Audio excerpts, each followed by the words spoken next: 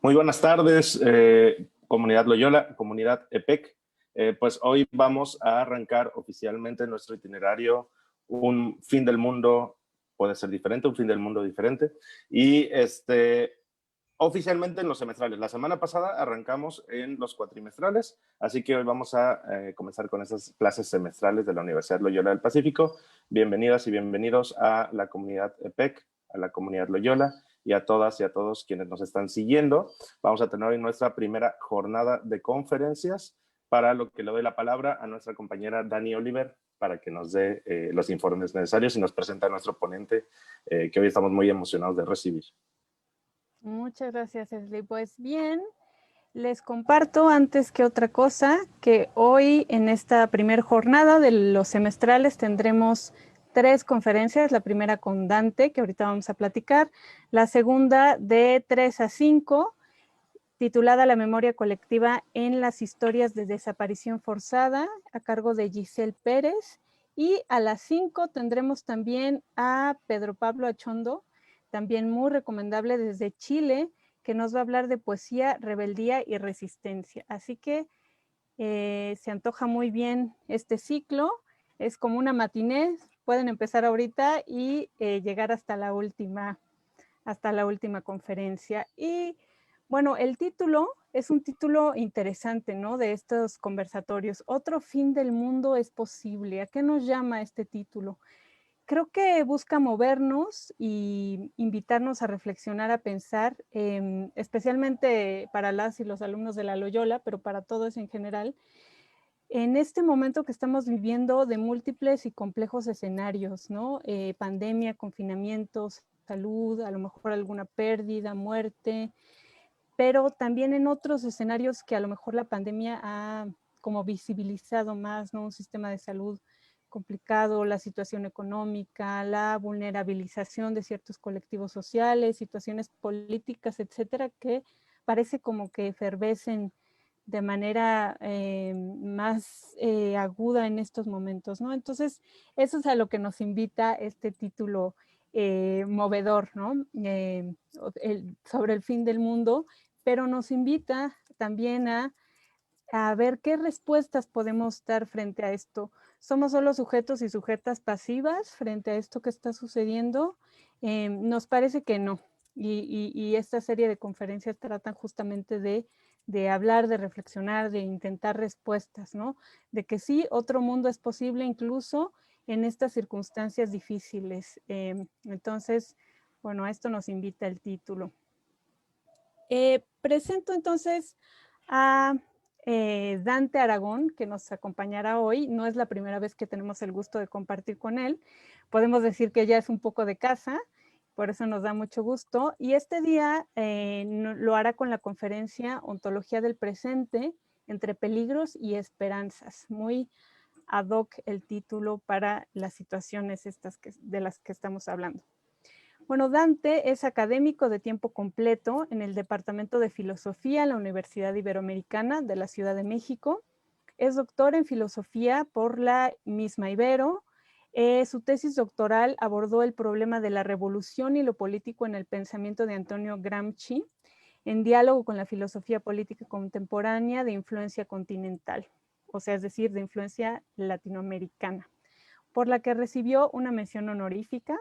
Es también maestro en filosofía política y licenciado en ciencias políticas. Entre sus líneas de investigación se encuentran la filosofía política contemporánea, como vimos, particularmente en Latinoamérica, el pensamiento postmarxista, pensamiento italiano y francés contemporáneo. Se ha dedicado especialmente a investigar, como también vimos, los trabajos de Gramsci, sus usos y recepciones latinoamericanas, particularmente ha problematizado el concepto de hegemonía y sus tensiones, este binomio hegemonía-subalternidad, ¿verdad? Participa en la traducción del diccionario de términos gramscianos, es miembro de la Asociación Mexicana de Gramsci y autor del libro Efecto Gramsci, Fuerza, Tendencia y Límites. También ha abordado temas relacionados con las propuestas de Nicolás Maquiavelo e imparte seminarios tanto de Gramsci como de Maquiavelo a nivel doctorado. de filosofía política a nivel maestría y de ética política a nivel licenciatura. Ha publicado varios escritos donde se ha detenido especialmente en las relaciones entre filosofía política y literatura. Vean qué interesante. Recientemente publicó un capítulo sobre la relación justamente entre política, revolución y fútbol, que se antoja muchísimo también para una de estas tardes de conversatorios, así que tomaremos nota de esto para una próxima invitación. Entonces, vean nada más qué notable especialista tenemos hoy. Muchísimas gracias, Dante. Aprovecharemos entonces la oportunidad de dialogar contigo. Si te parece, yo creo que podemos tener un espacio de 1 hora para tu charla, un poquito más, y tal vez dejar unos 40 minutos para que las y los alumnos y las personas que nos acompañan hagan preguntas, comentarios para establecer el diálogo y tener a lo mejor unos minutos antes de la siguiente conferencia. Te damos la palabra, Dante. De acuerdo, muchísimas gracias. Pues antes que nada, muy buenas tardes a todas, a todos. Estoy muy agradecido por esta cordial invitación que de nuevo me hacen y además por tu cálida presentación, y me gusta más el título conversatorio que propiamente conferencia, sí, para no ubicarme en este lugar de amo del saber, sino en realidad querer construir con ustedes una serie de reflexiones colectivas que creo que son importantes para entender lo que ahora intentaré exponer. Y que en realidad un poco, antes de poner mis diapositivas, quiero decir que lo que voy a exponer es una continuidad de una primera invitación que me habían hecho, en donde yo expuse un poco el tema del neoliberalismo en términos muy generales en su relación con el capitalismo. Quizá hoy repita algunas cosas para entenderme, porque me parece un significante, es decir, un concepto que da cuenta de nuestra situación contemporánea y que nos permite desde luego esbozar también alternativas al mundo que actualmente estamos viviendo y que tiene relación con la pandemia. Ahora esto lo volveré a decir. Y entonces he titulado esta presentación, y ahora pondré mis diapositivas. Espero que las puedan ver. Sí las ven ahí, ¿verdad? Perfecto. Bueno, entonces le he puesto un título muy filosófico que intentaré aclarar, ¿no? Es digamos, un título que suele estar de moda en las discusiones filosóficas contemporáneas, porque había un filósofo de que en algún momento volveré a hablar de él, que se llamaba Michel Foucault, que murió en los años 80, que tiene una serie de publicaciones tremendas sobre la locura, la sexualidad, sobre la relación entre saber y poder, etcétera, etcétera. Y él denominaba que en realidad lo que tendría que hacer el filósofo hoy, recuerden un poco que la filosofía francesa, después de la deslegitimación de la filosofía alemana por su acercamiento al régimen nazi, en algunos filósofos, la filosofía francesa inaugura un nuevo modelo o una nueva manera de hacer filosofía, una filosofía que se hace desde las calles, voy a decirlo así. Entonces Michel Foucault, en esta especie como de filosofía mucho más orientada a lo social y lo político, nos dice que lo que tendríamos que hacer es una ontología de la actualidad. Es decir, dar cuenta de aquellas condiciones o ingredientes que nos permiten explicar de alguna manera no solamente nuestro presente, nuestra actualidad, sino que nos permiten explicar por qué nos hemos convertido en los sujetos que actualmente somos. Para explicar las formas de sexualidad contemporáneas, voy a hacer una especie de reducción un poco para darme a explicar, para explicar también los modos y los hábitos de las subjetividades juveniles contemporáneas, por ejemplo, en las redes virtuales, que esto ha alcanzado una importancia mayúscula ahora con el encierro y la pandemia. Entonces, analizarlo, voy a decir técnicamente, aquellas técnicas de gobierno, así lo dice, que son saberes y poderes, ahora explicaré esto, que nos han convertido en los sujetos que actualmente somos. No es lo mismo un profesor, por ejemplo, filósofo, en el año 2021, en época de pandemia, que seguramente un profesor de filosofía en los años 50. No es lo mismo ser estudiante universitario en el siglo XIX que ser estudiante, etcétera, etcétera. No es lo mismo ser gay en el siglo XIX que en el siglo XX, no es lo mismo, en fin, una serie de situaciones que, repito, llevaban a Foucault a decir que la filosofía tendría que preguntarse por aquellos ingredientes o condiciones que nos permiten explicar no solamente nuestra actualidad, sino el tipo de sujetos que en los que actualmente nos estamos convirtiendo. Otro filósofo italiano vivo, que se llama Giacomo Marramao, decía, no, yo prefiero hablar de una ontología del presente. Ontología entendido aquí como el estudio y la reflexión de aquellas otra vez condiciones que posibilitan el panorama actual, ¿no? Es decir, vamos a decir, aquellos fundamentos que me permiten dar cuenta y que son características del panorama actual. Y entonces él decía, yo prefiero hablar de una ontología del presente, la verdad, porque me permite dar cuenta no solamente de aquellas condiciones que nos han convertido en los sujetos que actualmente somos, sino de aquellos pliegues, como cuando yo arrugo mi camisa, ¿no? Aquellos pliegues que de alguna manera me anuncian el porvenir. De manera que una pasión por el presente, que implica una reflexión en términos de una ontología por el presente, no solamente es aquella que da cuenta de los ingredientes que me permiten explicar el presente, la época actual que vivimos, sino también de todos aquellos otros pliegues que a veces no son perceptibles a la mirada rápida, sino que solamente son perceptibles a una mirada mucho más aguda y analítica y paciente, y que me permiten dar cuenta de aquellos pliegues o aquellos signos, lo voy a decir en un término un tanto ignaciano, de Ignacio de Loyola, aquellos signos de esperanza o de vida que se asoman gracias a un ejercicio que se conoce como discernimiento hasta en los peores momentos de la historia. Entonces, esto supone a su vez una concepción del presente que por una parte da cuenta de un presente compuesto de múltiples temporalidades y de múltiples espacios, o dicho en otras palabras, un presente mucho más complejo del que podemos percibir en los medios de comunicación. Es decir, no sabemos o podemos intuir por la lectura o por lo que nos han contado cómo se están relacionando, por ejemplo, algunas comunidades indígenas o algunas comunidades que viven en cinturones de miseria urbana frente a la pandemia y que en una de esas son signos de esperanza, porque se están organizando de mejor manera, porque se están enfrentando de mejor manera que los que vivimos en una ciudad frente a la pandemia, etcétera. Entonces, por eso me gustaba mucho este título. Entonces, la tesis de estos filósofos, como Giacomo Marramao, que parten de la idea de hacer una ontología del presente, un estudio pormenorizado de los fundamentos que nos permiten dar cuenta del presente y de los pliegues que anuncian lo porvenir y que nos dan un poco de esperanza en un ambiente aparentemente de pasiones tristes, parte también de la idea de que en términos generales vivimos una época de pasiones tristes, en donde aparentemente no hay esperanza, y esto temporalmente significa que hay una eternización del presente. Parece ser que el presente plano es lo único que hay, es un aplanamiento del tiempo en términos de que el presente se conoce solamente en términos de agitación y repetición, ¿no? Que de alguna manera esto está conectado con una lógica de acumulación de capital, ¿no? Time is money, ¿no?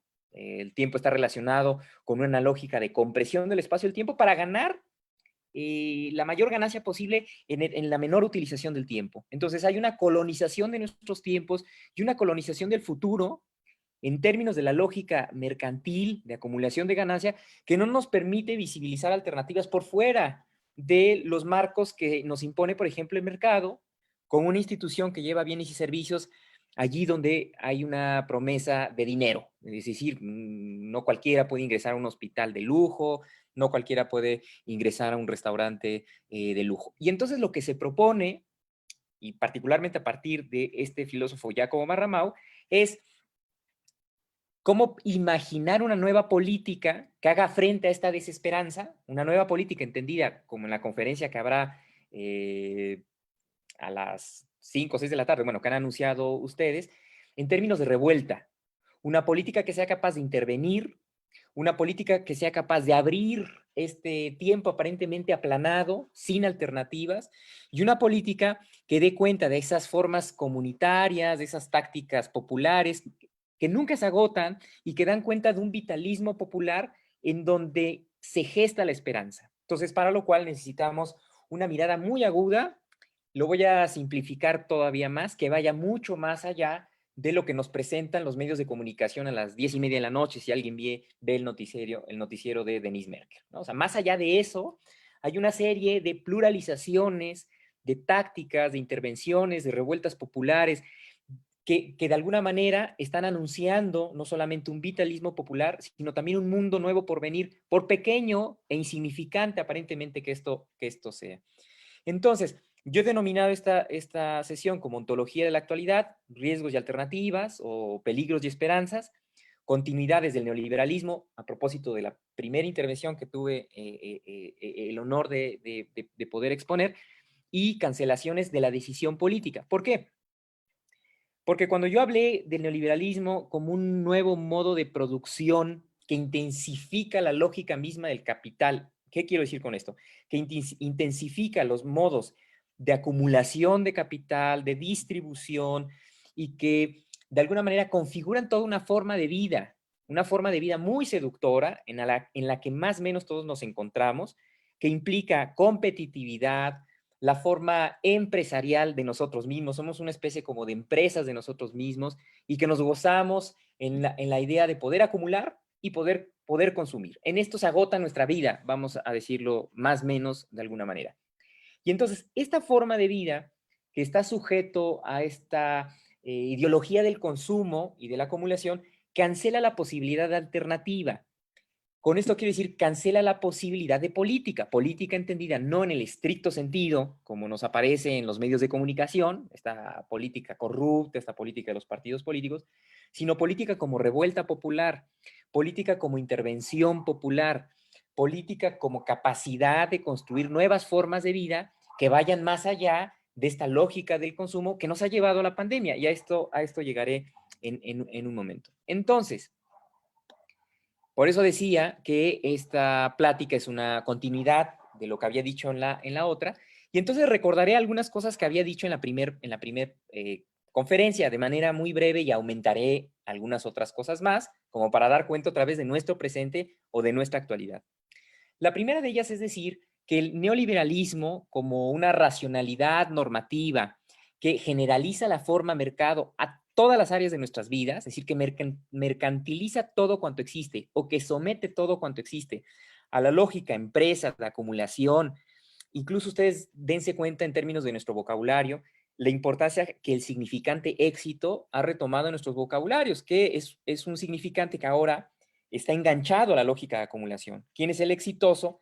Pues muy probablemente aquel que tiene una casa gigante y que tiene una capacidad de consumo brutal, pero desde luego sabemos que esto es un tanto utópico en el mal sentido de la palabra, porque no está al alcance de cualquiera, y porque muchas veces esta lógica de acumulación implica una lógica, en términos de competitividad, de depauperización del otro, ¿no? No es algo que se pueda universalizar o compartir. Bueno, entonces yo decía en esa ocasión que el neoliberalismo desde luego es una política gubernamental. Con política gubernamental quiero decir que es una serie de iniciativas políticas que se van aplicando a partir de una serie de años que ahora especificaré, y que lo que desean es filtrar la participación ciudadana, es decir, filtrar, decantar o de alguna manera imposibilitar justo la revuelta popular, porque la revuelta popular generalmente lo que hace es poner frenos o poner contenciones a la lógica misma de la acumulación.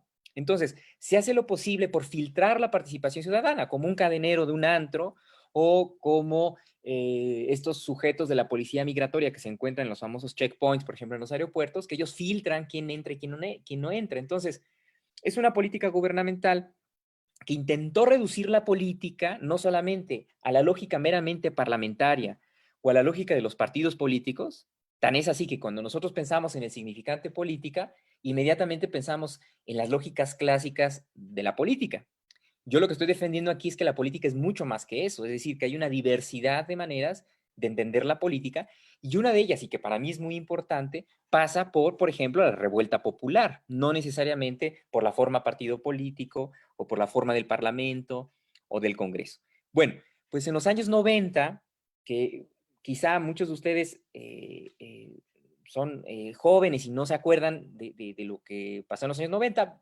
Bueno, yo también era muy chico, pero más o menos me acuerdo por mis hermanos mayores. En los años 90 se cae el muro de Berlín, en los años 90 se desestructura la URSS, lo que se conoce como telón de hierro, es decir, en los años 90, 80, 90, finales de los 80, principios de los 90, se desestructura toda una manera de entender el mundo. Con esto tampoco estoy diciendo que la solución era lo que se conoció como socialismo real, o con esto tampoco estoy diciendo o estoy emplazando una apología de lo que pasaba en el mundo del así llamado socialismo real. Lo único que quiero decir es que había un cambio histórico fundamental que también dio pie a una serie de discursos triunfalistas, a partir de los cuales lo que se diagnosticó fue el fin de la historia. Es decir, si la historia entendida como conflicto entre capitalistas y socialistas, por fin podíamos decir que había triunfado el capitalismo y nos encontramos entonces en una especie como de paraíso triunfal y optimista que daba cuenta del fin de la historia o de lo que se conoció como una época postideológica, ¿no? Postideológica, es decir, ideología entendido aquí como aquel discurso que posibilitaba el conflicto. Entonces, ya no teníamos por qué pelear, ya había triunfado el mercado, ¿no? El mercado que desde luego sabemos ahora que el mercado no pudo prometer o no pudo lograr lo que había prometido, es decir, hay una desigualdad tremenda, hay una depauperización tremenda, hay sectores marginalizados, las lógicas de consumo, veanla ahora con la pandemia, hay gente que no puede pagar, lo decía también en la conferencia pasada, hay gente que no puede pagar 4 millones de pesos por un respirador, es decir, no encuentra, o que no tiene ni siquiera seguro social y no puede ingresar a un seguro privado, y entonces un derecho humano, que es un derecho humano que tendría que estar garantizado por el solo hecho de ser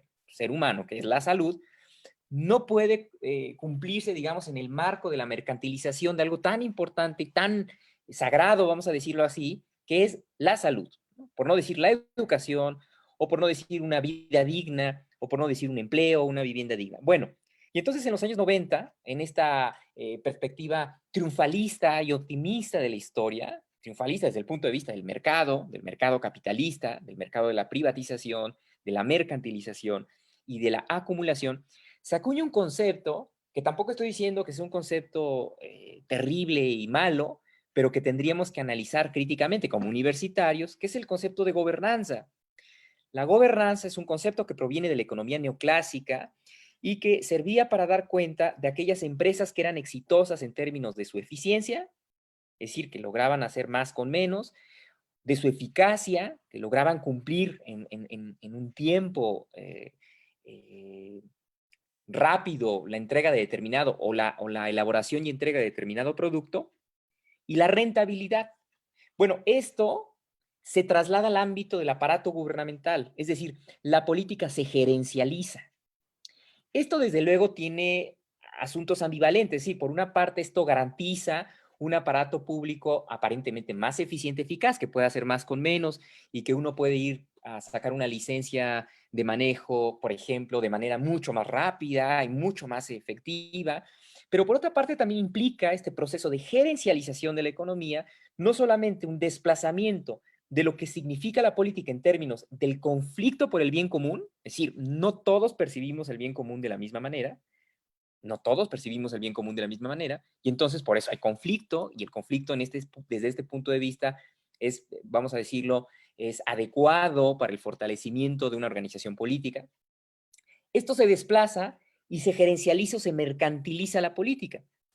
No por casualidad, muchísimos teóricos de la gobernanza, como, bueno, podría citar ahora a muchos, Bárcela, Moore, Tuning, etcétera, conscientemente van a decir que el aparato público que originalmente tendría que estar dedicado a la provisión, garantía, distribución de riqueza y de bienes públicos, es decir, yo quiero que haya un parque público aquí y que me permita cierta seguridad, andar en mi bicicleta sin peligro a que me asalten, y yo quiero tener un respirador y un hospital suficientemente capaz de lidiar con mi enfermedad, si yo me enfermo, si mi papá se enferma, o mi mamá, o quien sea.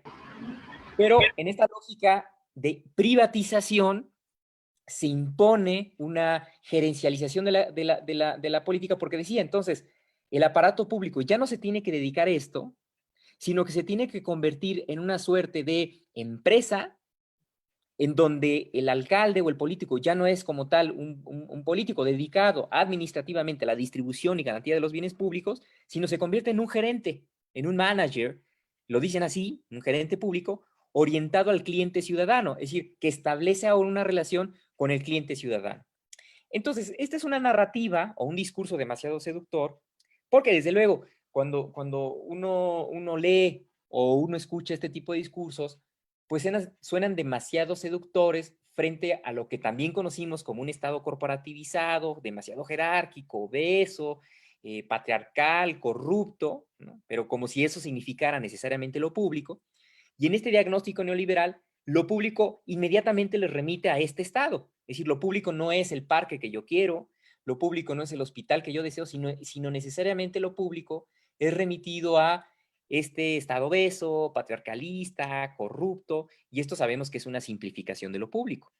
Entonces, hay una eh, gerencialización de la política. Y en la gerencialización de la política, que de alguna manera es seductora, repito, porque pasa de concebir al aparato público en términos de jerarquía a concebir el aparato público en términos de negociación, en términos de orientación al socio.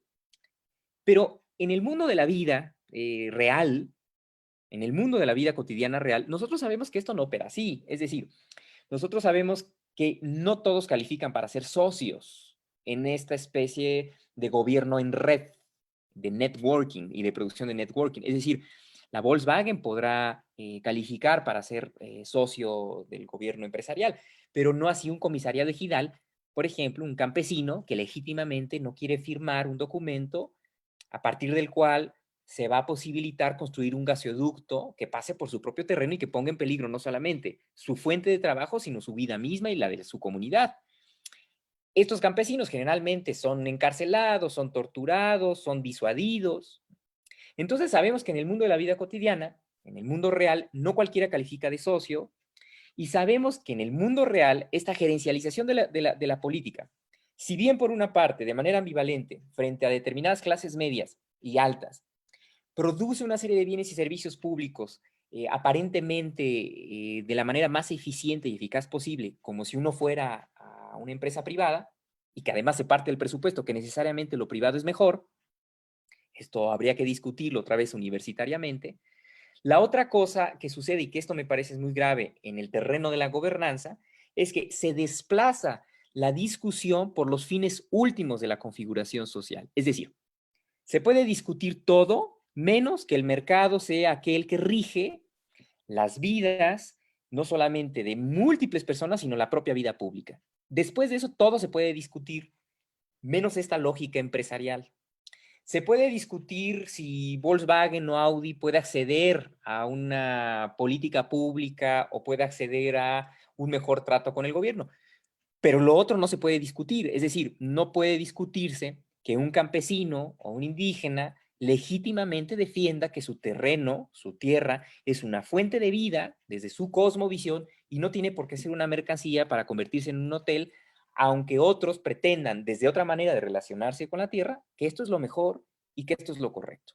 Entonces, vean las problemáticas que hay cuando se gerencializa la política, porque esto le permite decir a una autora feminista que se llama Wendy Brown, que lo que sucede con la gerencialización de la política es un proceso de desdemocratización, es decir, se vacía la democracia y se convierte en un asunto meramente procedimental en términos de ir a votar cada 3 o 6 años, pero nada más. Allí se reduce la participación ciudadana y por eso yo decía, hay una filtración de la participación ciudadana, pero que no discute asuntos nodales de la justicia, el bien común, relaciones de dominación o de explotación. Eso no está a discusión.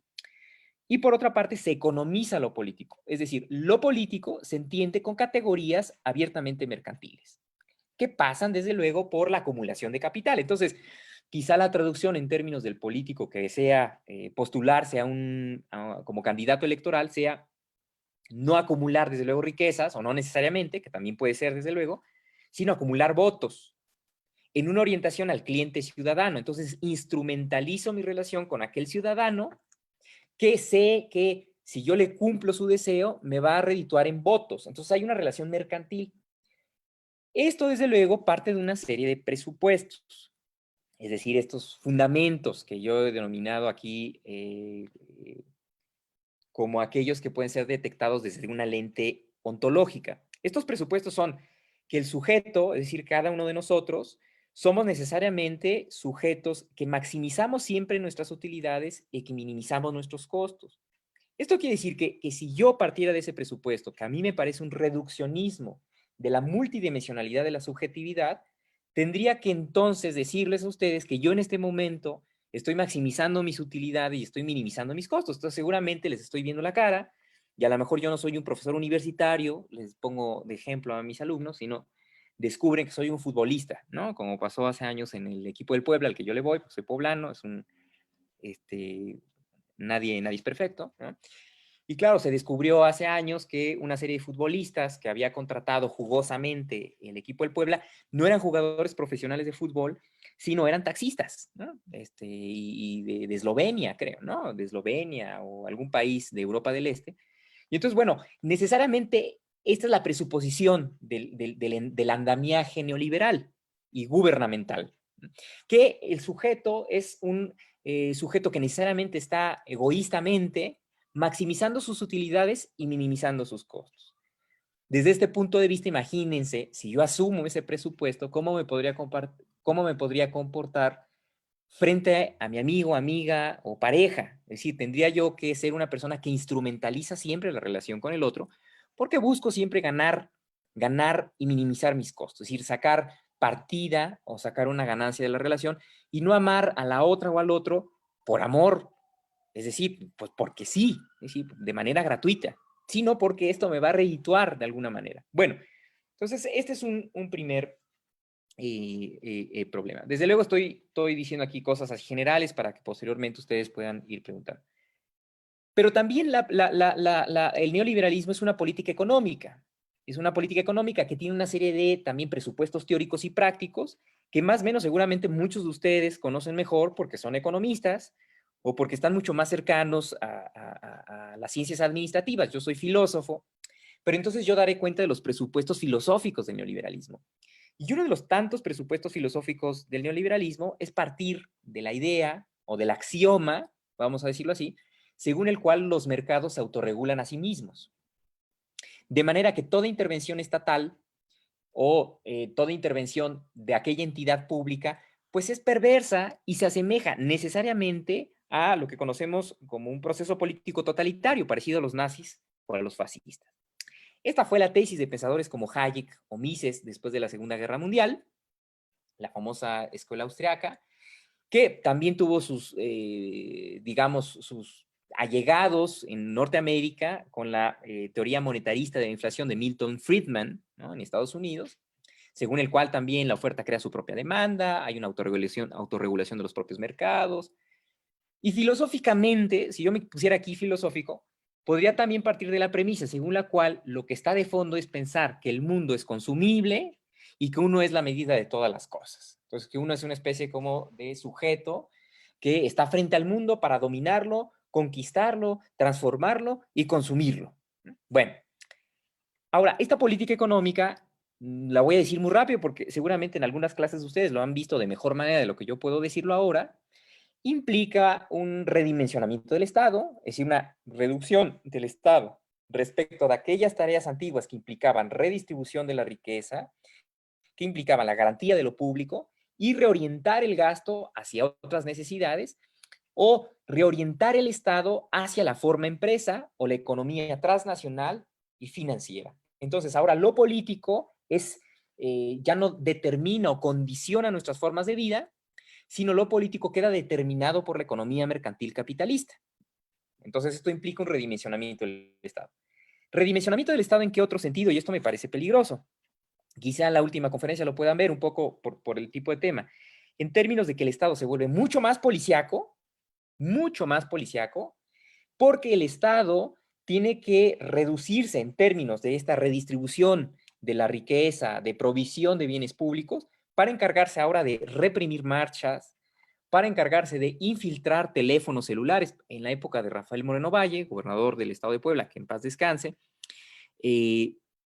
había una serie de colectivos, algunos de ellos ligados con la Universidad Iberoamericana de Puebla, que intentaban hacer una especie de recopilación de aquellos campesinos e indígenas que habían sido, de alguna manera, atrapados o encarcelados y torturados injustamente por el gobierno de Moreno Valle porque se habían revelado a la construcción de un gasoducto abajo de mi casa, pues, ¿no? Que esto es peligrosísimo, o a ciertos proyectos mercantiles que aseguran una gran acumulación de capital para algunos, pero no necesariamente para los campesinos, que están sufriendo en carne propia los efectos de esta acumulación por desposesión o por devastación. Bueno, y entonces, lo que sucedía en estos colectivos es que fueron infiltrados, ¿no? El proceso sacó una nota según la cual había un gasto exorbitante del presupuesto público orientado a empresas de infiltración de celulares o de espionaje, ¿no? Entonces el Estado ahora se redimensiona en su tarea policíaca y otra vez abandona esta tarea pública y colectiva que implicaba la garantía de determinados servicios públicos. Bueno, no por casualidad, esta intensificación de la lógica de acumulación en términos de mercantilizar todo cuanto existe y todo animal y todo terreno natural cuanto existe, está también detrás de la pandemia, ¿no? Esto lo dice un pensador que lo cité la vez pasada, Sergio Villalobos Ruminot, que, claro, lo que da cuenta es que este proceso de intensificación y de acumulación flexible, que implicó también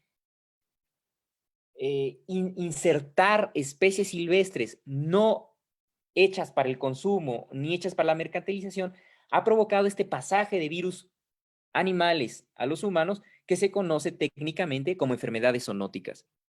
Llama la atención que en el medio de la pandemia no se hayan movilizado este tipo de narrativas que dan cuenta con mucha verosimilitud de una causa fundamental de la pandemia que se encuentra justamente en esta costumbre y en esta forma de vida que tenemos por relacionarnos con el mundo en términos de acumulación, de explotación y de apropiación.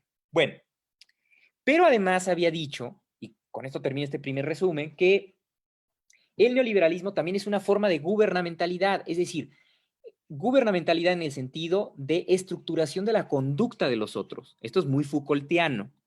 Por eso empecé hablando de este filósofo que es muy importante, porque quiere decir entonces que el neoliberalismo también se convierte en una forma de vida. Es decir, también nos seduce, también nos construye como sujetos. ¿Por qué? Porque se ancla seductoramente al núcleo evolutivo del sujeto. Es decir, nosotros, más o menos sin darnos cuenta, nos convertimos en sujetos neoliberales.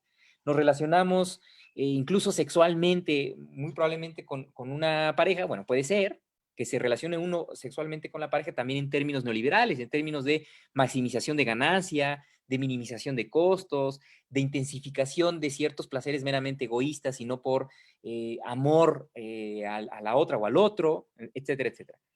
Y lo más grave del asunto es que Wendy Brown, esta feminista, afirma que el neoliberalismo tiene un género. Es decir, el neoliberalismo presupone una división sexual.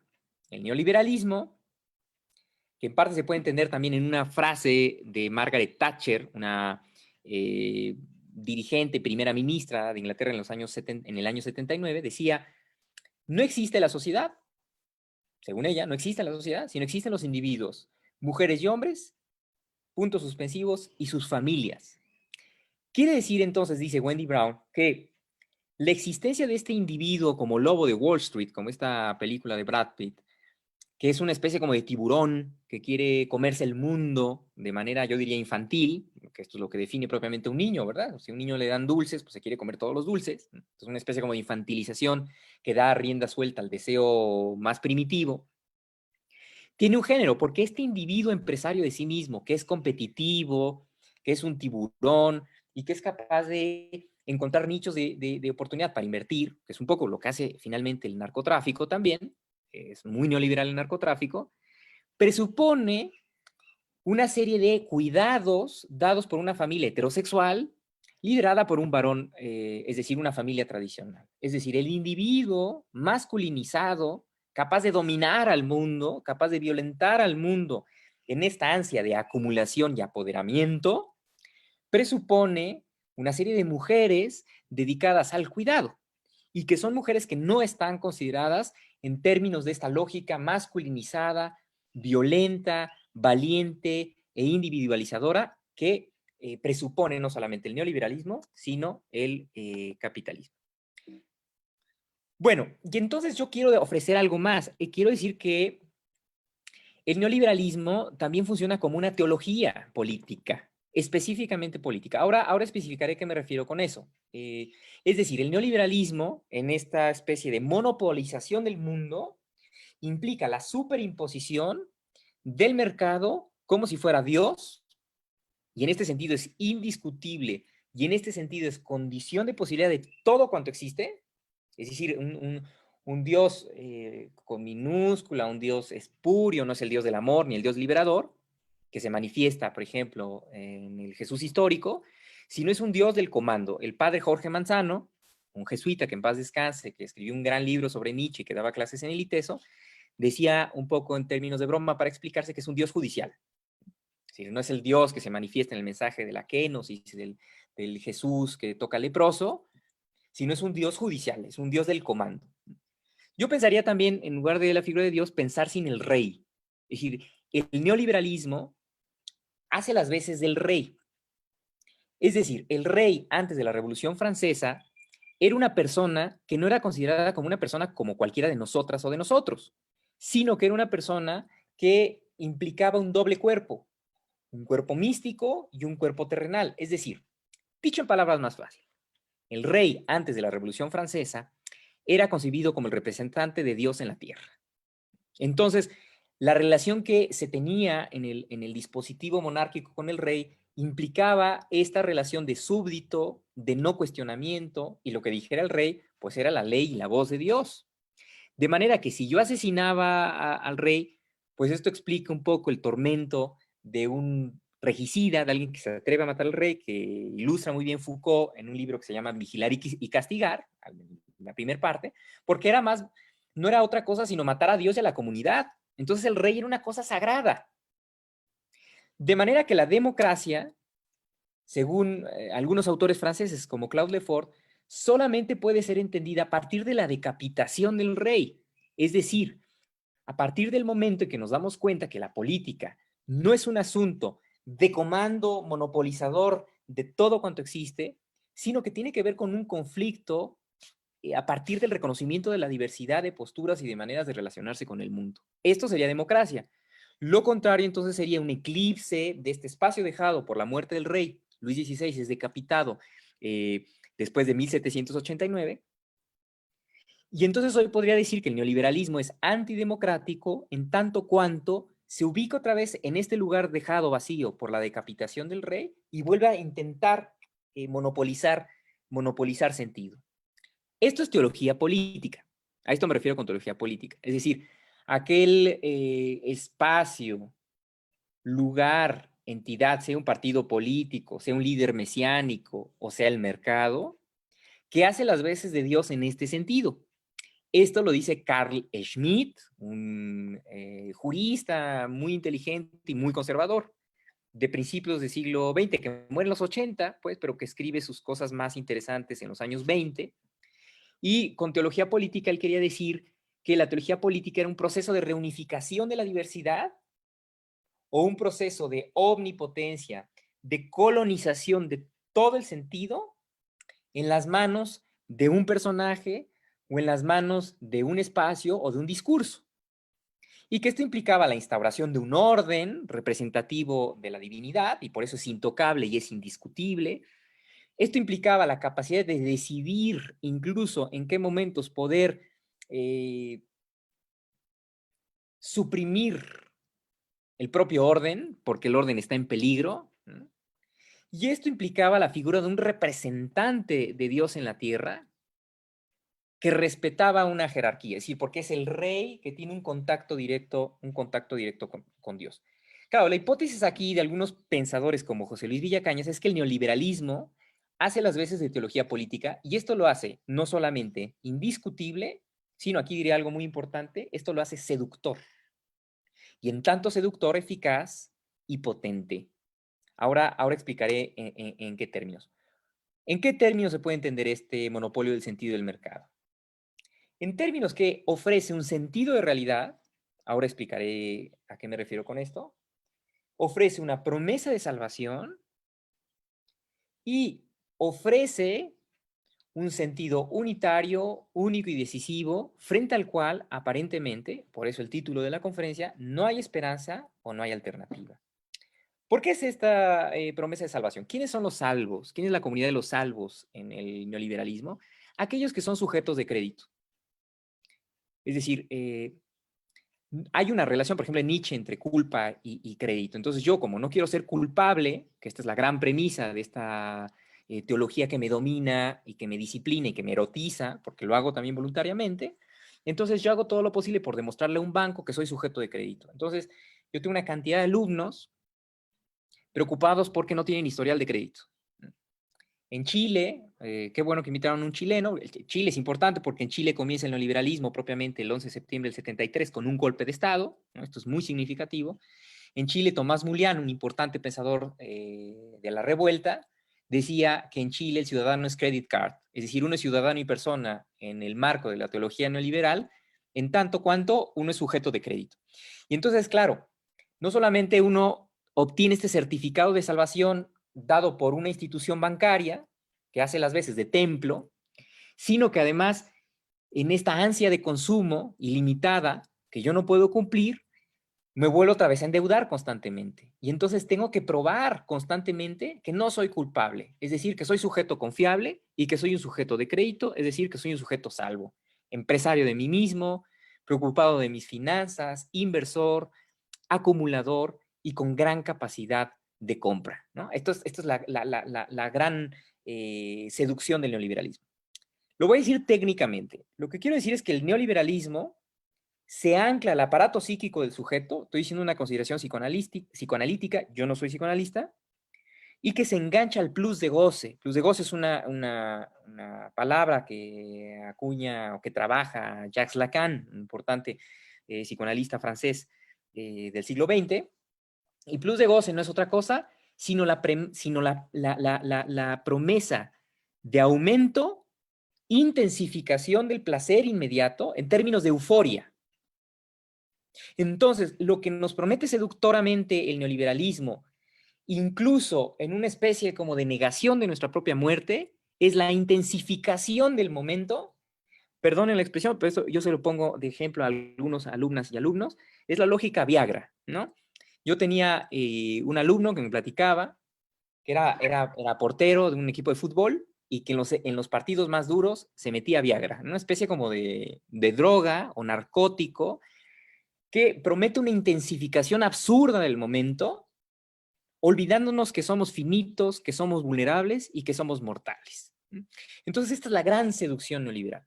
Hoy, frente a la escenificación de la muerte y de la precariedad dada por la pandemia, incluso fíjense ustedes que nuestra esperanza, que no es esperanza, es regresar a la intensificación del plus de goce, es decir, retornar a la normalidad, que no es otra cosa que retornar a nuestra capacidad de consumo, a poder ir a un centro comercial a comprar. Es decir, esta es la única esperanza que gestiona esta teología política neoliberal. Dicho en otras palabras, esto no es una esperanza en clave emancipadora, sino no es otra cosa que la continuidad otra vez de este Dios mercantil. Y en este sentido, el normal y racional es aquel que se ajusta a estas leyes del mercado, que no son otra cosa que leyes encarnadas en la propia naturaleza. Es decir, hablar hoy de neoliberalismo no es otra cosa que hablar del sentido mismo de la realidad. Paso otra diapositiva. Bueno, sabemos que esto es inquisitorial, en el sentido de la Inquisición, es decir, no cualquiera puede ingresar a ser empresario de sí mismo, es un discurso excluyente, porque no reconoce que en la realidad lo que hay son desigualdades, estratificaciones, es decir, el que tiene fortuna, en realidad, dirá Thomas Piketty, un autor economista que escribió un libro que se llama El Capital del siglo XXI, no es otra cosa que producto de capital heredado. Es decir, yo fui becado, por ejemplo, ¿no? Pero claro, con todo y que fui becado, pues pude ser becado y pude haber estudiado en la Ibero, pero también de alguna manera porque no tenía necesidad quizá de trabajar en la tierra. Entonces, en realidad no nos damos cuenta que no solamente muchas veces somos producto de ciertos privilegios que nos tendrían que responsabilizar, desde luego, no habría que negarlo, sino saber qué hacer ahora con este privilegio, pero que no todos estamos en el mismo terreno. Entonces, en este sentido, es excluyente, por eso utilizo la palabra inquisitorial, porque la Inquisición fue un dispositivo de la monarquía española que decidía y distinguía a través de procesos de tortura quiénes eran salvos y quiénes no eran salvos, quiénes pertenecían al orden y quienes no pertenecían al orden. Entonces, la teología política neoliberal es abiertamente excluyente e inquisitorial. ¿Qué más podemos decir? ¿Por qué también podría entenderse como el neoliberalismo como un monopolizador del sentido o del mundo que atenta contra la diversidad de posturas y que en dado caso las acepta a condición de ser convertidas a la narrativa del neoliberalismo para ser gestionadas e impedir así la posibilidad de cortocircuitar o de rebelarse contra esta lógica que aparentemente es inescapable? Aparentemente, quiero decir. Entonces, lo que tendría que pretender una teología política del comando es un gobierno mundial y singular. No solamente un gobierno que se articula a la economía financiera mundial, sino singular. Es decir, la singularidad, cada uno de nosotras y nosotros, somos los objetos privilegiados de disputa. Nuestras corporalidades, nuestras aspiraciones, las maneras en cómo nos relacionamos con nosotros mismos y con las otras y los otros, la manera en cómo me relaciono con mis profesores, con mis alumnas, alumnos, es decir, cómo nos relacionamos con el mundo. Y sí, y en la medida en que el neoliberalismo de alguna manera atraviesa esta manera en cómo nos relacionamos con la vida, por ejemplo, soy muy egoísta, vamos a poner, por ejemplo, en mis maneras de trabajar y no hago trabajo colaborativo, colegiado, porque me interesa la fama, porque me interesa ganar más que el otro y porque estoy en una competencia constante con la otra y con el otro. Es decir, no puedo compartir si mi imperativo absoluto es necesariamente competir. Es una lógica un poco parecida al deporte. Yo no sé qué opinen ustedes, ustedes que sobre todo me refiero a ustedes que son alumnas, alumnos, pero yo eso es algo que admiro de las universidades confiadas a la Compañía de Jesús, que decidieron, por ejemplo, no dar becas deportivas, un poco bajo el argumento de que dar becas deportivas permitía justo incentivar la competitividad y no la colaboración que se incentiva, por ejemplo, en los juegos que ahora se llaman Intersugs, ¿no? Yo alguna vez participé en algunos de ellos, antes se llamaban diferente, y entonces no se incentivaría esta colaboración, sino más bien el ansia de competitividad y ganar, de darle un codazo al otro para que no llegue en primer lugar, si se dieran ciertos estímulos económicos. De manera que, cuando el neoliberalismo logra, o cualquier otra entidad, sea el Politburó ruso, si ustedes quieren, es decir, la burocracia rusa o el Partido Comunista de Rusia, logra gobernar la singularidad, estamos ante un proceso de monopolización del sentido o de una teología en este preciso sentido. Es decir, una especie como de Dios espurio, que desde luego no es el Dios de la teología de la liberación, por ejemplo, ¿no? No es el Dios que promete liberación, sino que gestiona la disciplina y que gestiona el comando, un Dios con minúscula. Y entonces nos convierte, para ser salvos y normales, en un empresario de nosotros mismos preocupado por nuestro portafolio de inversiones. El día domingo estaba yo viendo un programa de Discovery Home and Health, ¿no? Estaba el domingo, yo quería distraerme, entonces vi algo muy raro, ustedes perdonarán, espero que no estén comiendo, pero es una doctora que se dedica a quitar lipomas, ¿no? Lipomas así gigantescos. Pero me llamó mucho la atención que va un tipo con un lipoma en la frente terrible, que le da mucha pena y se tiene que bajar el cabello, ¿no? Y etcétera, etcétera. Y entonces la doctora le quita el lipoma y le dice, hoy han subido tus inversiones. Es decir, hoy no tendrás más problemas cosméticos para ingresar a un etos mercantil que te permita ofrecer tu fuerza de trabajo de la mejor manera como empresario de sí mismo. Es decir, uno tiene que estar preocupado de sí mismo y en ese sentido uno es culpable y responsable de la mala fortuna que a uno le corresponde en este sistema. Entonces, cantidad de amigos y amigos que me dicen, estoy triste porque no tengo trabajo, pero que se responsabilizan como si ellos fueran única y exclusivamente, en términos totales, utilizo el matiz, los responsables de su situación y no una serie de mecanismos que para la maximización de utilidad y minimización de costos crean de alguna manera ambientes de desempleo provocado o de minimización de salarios o de trabajo precario, etcétera, etcétera. Entonces es un empresario que se culpabiliza a sí mismo la culpa termina siendo aquí un dispositivo de control y dominación porque no quiero ser culpable y quiero demostrar que no puedo ser culpable, pero en realidad la culpa siempre me persigue, sea en la forma de la deuda, sea en la forma del fracaso económico. Y entonces soy darwinista en el sentido de Darwin, que parto de la idea que solamente sobreviven los más aptos, como si esto fuera una selva, donde el león se come la tortuga, o qué sé yo, no soy biólogo.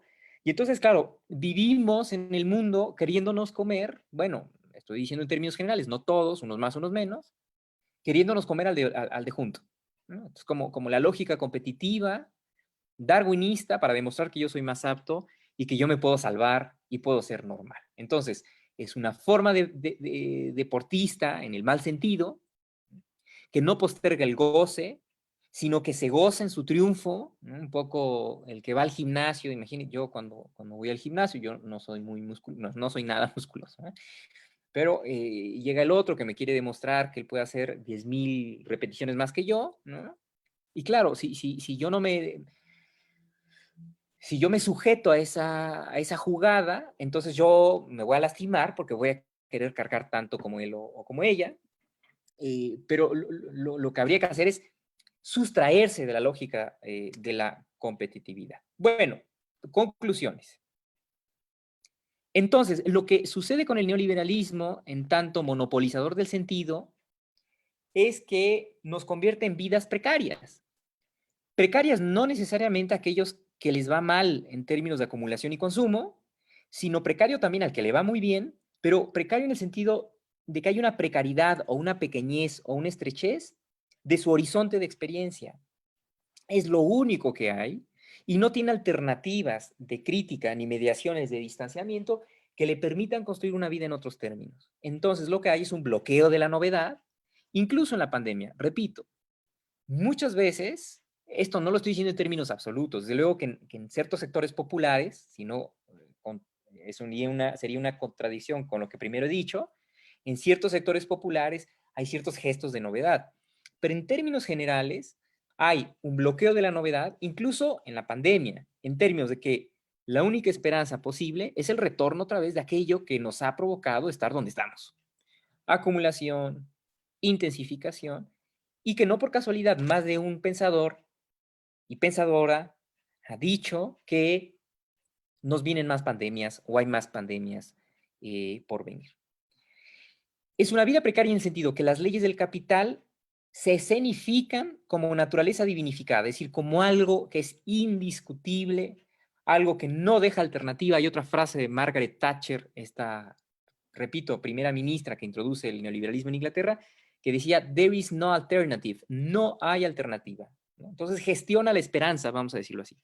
Y esto provoca desesperanza, y la desesperanza provoca terror. El terror es aquel que se significa, o aquella pasión que se significa, porque no hay alternativas, no hay alternativas. Y quizá la única salida que tiene, la única salida política que tiene la pasión del terror, frente al cual, dirá Aristóteles, no se puede deliberar, es el populismo autoritario de tipo Trump o el populismo autoritario de Bolsonaro en Brasil. Es la única manera de canalizar esta gran ansiedad terrorífica frente a la aparente falta de alternativas. Y por supuesto, esto implica una negación del cuerpo, ¿no? En esta especie como de relación alucinatoria con lo virtual, TikTok y demás, ¿no? No estoy diciendo que sea malo, pues, pero sino en la lógica generalizadora, intensificadora, que me relaciona de esta manera. Y desde luego sabemos que el capitalismo, esto lo dije en la primera conferencia, implica una negación de los cuerpos que trabajan. Es decir, los cuerpos que trabajan no se escenifican, es decir, no son percibidos en la lógica del mercado. Cuando yo voy al mercado, es decir, a un centro comercial y me compro un celular, no me doy cuenta que el celular o la taza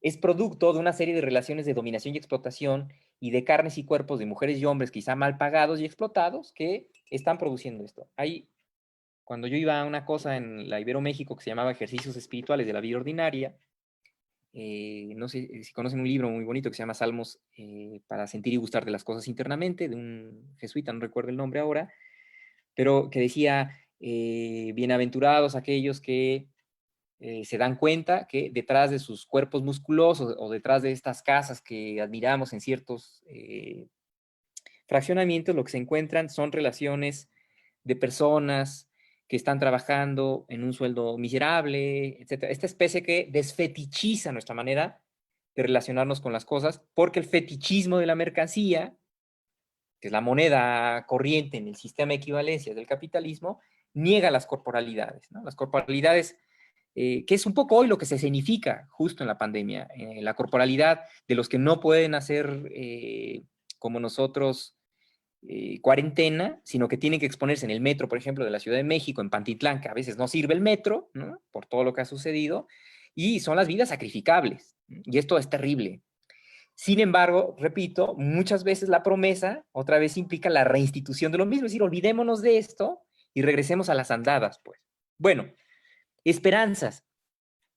Creo que las esperanzas podrán encontrarse no solamente en los nuevos movimientos sociales que empujan formas diferentes de entender y de intervenir en la realidad, en las revueltas populares. Es buena idea que terminen la matiné del día de hoy con una conferencia sobre los signos de esperanza, y porque no habría que olvidar que siempre en los sectores populares mucho más empobrecidos, siempre hay vitalismos populares que no son los pesimistas de la metrópoli, más o menos, sino que son aquellos optimismos alegres, aunque no absolutamente alegres, que siempre encuentran maneras de habérselas con la realidad catastrófica, sea en la economía del trueque, en los bancos del pueblo, en las formas alternativas de producción, en las formas alternativas de salir adelante, en los intercambios, no siempre, pero puede ser.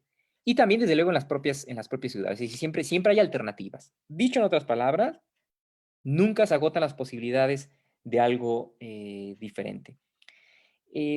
Esto nos lleva a repensar una serie de formas de entender la política de manera diferente a la política tradicional, jerárquica, del partido político, y que estas formas alternativas múltiples de entender la política, que también inciden y construyen particularmente formas de vida, pienso en los caracoles del Ejército Zapatista de Liberación Nacional, parten de una serie de consideraciones que tendríamos que tener en cuenta. Cuando pensemos en política, entonces, ya no pensemos en una política del comando, en una política institucional, sino en una política como aquella capacidad colectiva de intervenir en la realidad y de instaurar eventualmente nuevas formas de vida. Esto lo sabemos gracias a lo que se conoce como nuevos movimientos sociales, por ejemplo, en el movimiento del 68, en el Caracazo venezolano, tiran al presidente de Venezuela en el 89 sin necesidad de sindicatos ni partidos políticos. En el 94, en el lanzamiento del Ejército Zapatista de Liberación Nacional. En el 2001, en Argentina, bajo el lema que se vayan todos, que no quede ninguno, tiran al presidente Fernando de la Rúa. Cantidad de personas sin necesidad de estar organizadas a líderes, partidos políticos, etc. Habría que pensar estas maneras de entender la política que anuncian un mundo nuevo y que anuncian maneras de lidiar con la tragedia que actualmente estamos viendo. Dicho en otras palabras, la única esperanza podrá venir de la colectividad y de las formas colectivas de entender la política, o las formas populares de entender la política. Esto implica disposición al tumulto. Recuerden que el Papa Francisco en algún momento, en uno de sus primeros discursos, pronunciaba hagamos lío, ¿no? Está la lógica del lío, la lógica del tumulto, la lógica del tumulto, y que nos permiten ver formas alternativas de relacionarse con el neoliberalismo. En la villa, en el taller, en mis temas, a mí me gusta mucho el fútbol, incluso yo a veces pensaba en las formas de entender el fútbol popular llanero, en el cual yo alguna vez participé cuando las rodillas me lo permitían, que también son formas de construir comunidad que van más allá de esta competitividad neoliberal del fútbol. Y desde luego, frente a los autonomismos, es decir, las posturas políticas que afirman que lo importante son las autonomías sin relación con el Estado, yo creo como politólogo que no deja de ser importante repensar al Estado como una entidad que tendría que proveer bienes y servicios públicos y que hoy tendría que garantizar, por ejemplo, que yo pueda tener una cama y un respirador, porque yo no tengo para pagar un hospital privado, en caso de que yo lo necesitara. Finalmente, y esta es la última idea. Sí, y aquí haré un silogismo. Sí, el neoliberalismo funciona como teología política en el sentido de monopolizador del sentido, en el sentido de volver a reincorporar la figura del rey que ya había sido decapitada. Esto me permite afirmar que entonces el neoliberalismo es antidemocrático. ¿Democracia en qué sentido? No democracia procedimental, es decir, no democracia como la entendemos, como ir a votar y basta. No democracia como un conjunto de procedimientos que filtran la participación ciudadana y que nos permiten eventualmente relacionarnos con los partidos políticos o acceder a un puesto de elección popular, sino democracia como tumulto. Esta idea yo la extraigo de Jacques Rancière, pensador marxista muy importante contemporáneo, para el cual la democracia no es estatal, no es propiamente institucional, es decir, aunque le duela al Instituto Nacional Electoral, sino la democracia es una acción que sin cesar, es una acción constante que habría que activar y que tiene como propósito arrancar a los gobiernos oligárquicos el monopolio de la vida pública y a la riqueza la omnipotencia sobre las vidas. Cito textualmente a Jacques Rancière y con esto cierro esta presentación. Dice Jacques Rancière: de manera que la democracia es la potencia que debe batirse hoy más que nunca contra la confusión de estos poderes en una sola y misma ley de dominación, como pretende el neoliberalismo, digo yo. La democracia está en soledad, es precaria, está desnuda. No la acarrea ninguna necesidad histórica, solo se confía en la constancia de sus propios actos. Pero hay motivos para que la cosa dé miedo y dé odio, o produzca odio, en quienes están habituados a las jerarquías, en quienes gustan de las jerarquías. Yo agrego aquí a quienes gustan del consumismo, incluso de distinción simbólica, es decir, me compro un iPhone de 30,000 pesos para que esto me distinga de la masa. Esto no es democrático, es abiertamente oligárquico, aristocrático. Y por eso me callo, en quien también puede provocar odio, en quienes estén habituados a ejercer el magisterio del pensamiento, pero no en los que saben compartir con cualquiera el poder igual de la inteligencia, porque en ellos, al contrario, puede suscitar a la inversa coraje y por tanto alegría. Alegría que es necesaria en un mundo de pasiones tristes. Pues muchísimas gracias.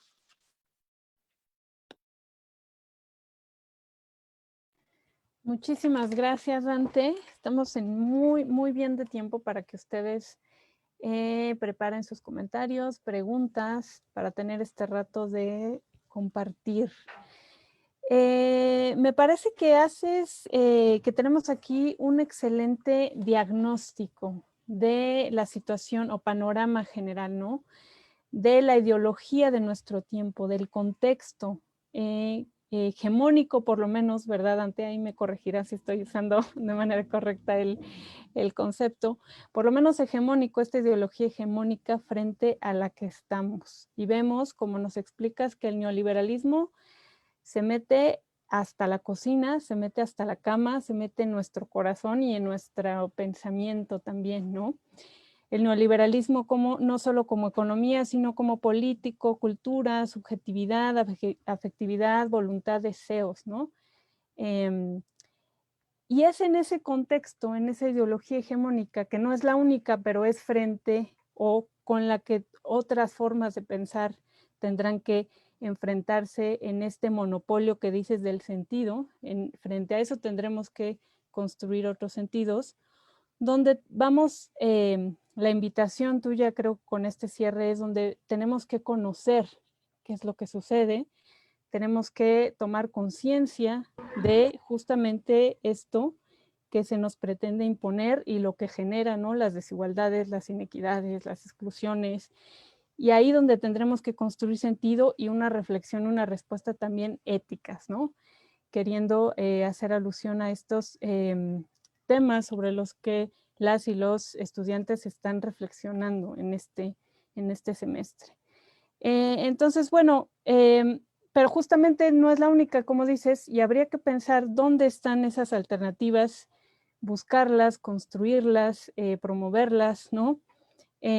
Yo escuchaba recientemente a un periodista, uno de estos medio comentócratas también, que se extrañaba un poco como las movilizaciones solidarias que se vieron en el 85 y en el 2017, ¿no? Con los terremotos, que dónde estaban esa sociedad que se organizaba para solidarizarse, ¿no? Sí, sí vemos que hay un panorama un poco distinto. Parece que el miedo y esta idea de replegarnos a nuestras casas para no contagiarnos, sí ha tenido como cierto peso en la política, por lo menos en algunos lugares, ¿no? Tú ya mencionabas, Dante, otros contextos populares, comunidades indígenas, grupos que se han organizado, a los que deberíamos de visibilizar. Y bueno, ver hasta qué tanto, me parece a mí, que la pregunta a la que nos invitas, hasta qué tanto esto se está reflejando en mi comunidad,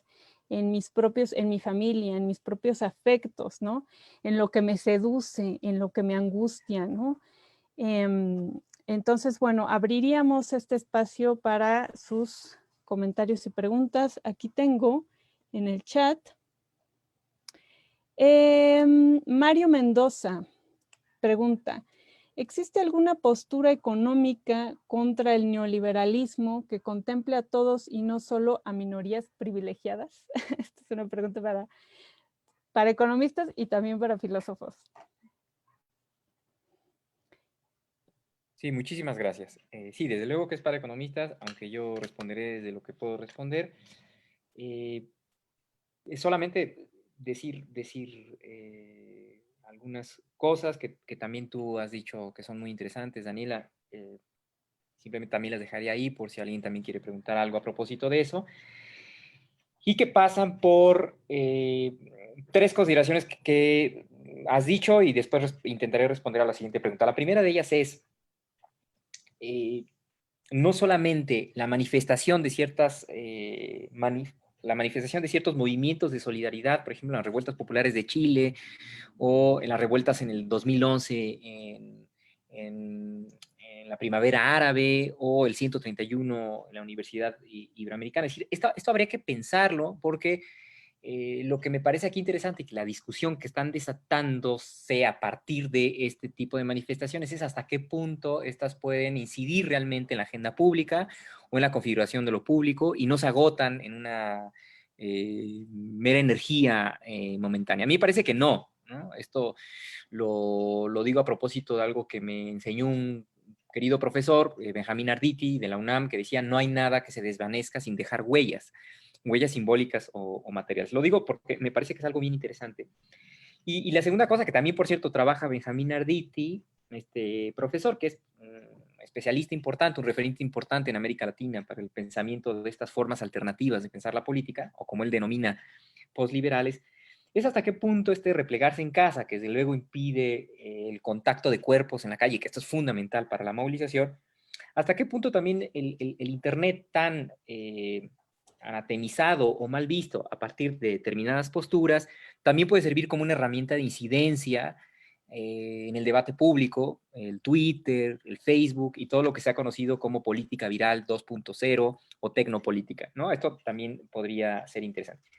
Y la otra cosa que has pensado, que a mí me parece fundamental y muy Foucaultiana, por cierto, desde luego que no únicamente Foucaultiana, es pues también dejar de hacer estos grandes diagnósticos del estado y pensar más bien en la singularidad en la cual nosotros nos estamos convirtiendo, ¿no? Como tú muy bien has dicho, y creo que esto me parece un paso fundamental, es decir, de poco sirve, voy a decirlo así, que yo ingrese a determinado colectivo si en mi molecularidad, en mi cotidianidad, en mi afectividad, sigo manteniendo relaciones patriarcales conmigo mismo y con los otros, sigo manteniendo relaciones instrumentales, neoliberales, egoístas. Entonces, bueno, quería yo decir esto porque creo que ha valido mucho la pena tu intervención, que me ha parecido muy aguda. Y respecto de la otra, que desde luego que es una pregunta para economistas, yo diría que sí hay proyectos económicos, desde luego que estén pensados en términos de la posibilidad de universalización y no de exclusión,